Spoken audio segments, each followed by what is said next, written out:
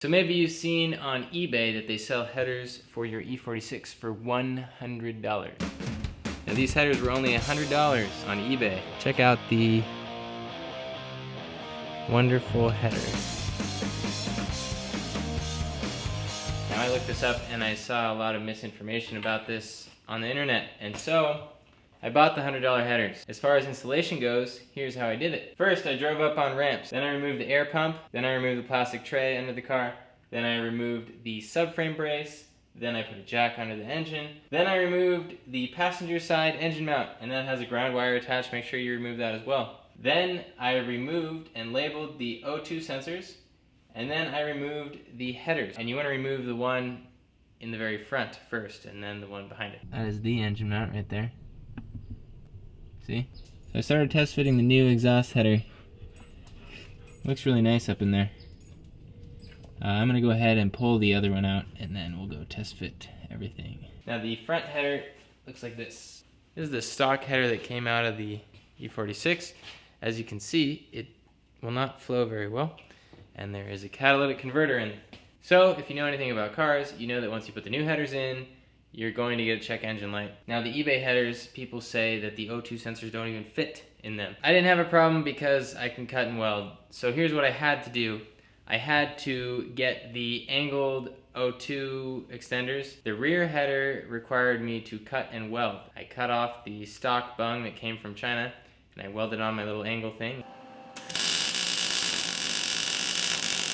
Alright, so the secondary one is welded in there, and this is placed far enough away from the exhaust stream that it won't trigger a check engine light. And then my O2 sensor went in and fit in there very well.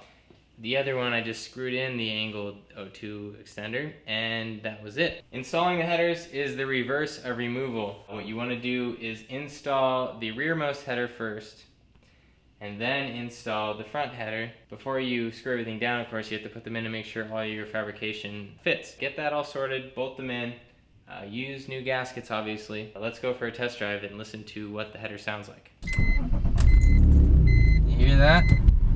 That is the sound of success. Now we're gonna get some gas.